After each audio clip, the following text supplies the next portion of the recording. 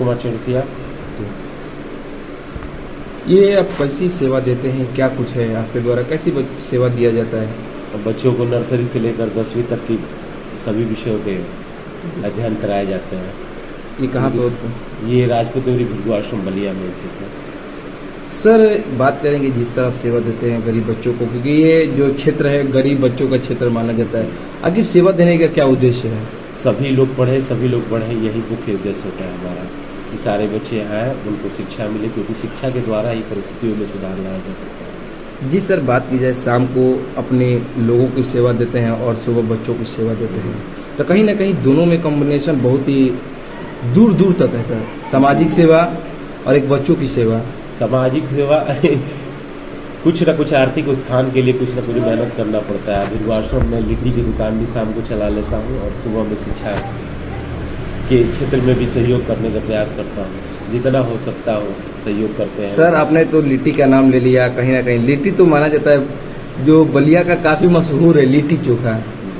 तो आखिर आपको प्रेरणा कहाँ से मिला कि हम लोग कुछ ऐसा व्यवसाय किया जाए कहीं ना कहीं जो एक धरोहर के नाम पे हो, लिट्टी चोखा जो बगावत कहा जाता है? जी, ये प्रेरणा नहीं, ये मजबूरी की कह लीजिए, क्योंकि जिस समय समस्या है हमारे पास भोजन की व्यवस्था नहीं थी, वही दुकान चलाया गया और भोजन आज तक की शिक्षा, भोजन और सब कुछ उसी लिट्टी की दुकान से चलता आ रहा है। जिस तरह माना जाए कि ज़िंदगी जीने के लिए 3 चीज़ों को मूल्य माना जाता है, शिक्षा, भोजन और आवास।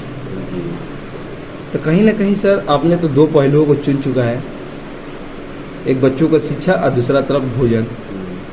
तब क्या उम्मीद रहेगी बलिया वासियों के लिए? बिल्कुल, जब तक हो सके हम सेवा करने के लिए आतुर रहेंगे, करेंगे लोगों की सेवा, शिक्षा क्षेत्र में भी और वहाँ भृगु आश्रम में भी मैं बिल्कुल सेवा दूंगा।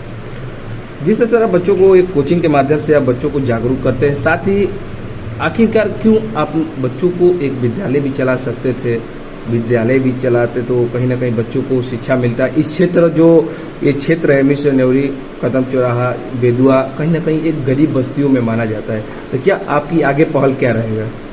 ये एक बलीन बस्ती है, ये एक हकीकत है और जितने भी बच्चे हैं यहाँ पर सब गरीब परिवार से ही हैं और जितना हो सकेगा हम आगे भी सेवा करने का तत्पर रहेंगे।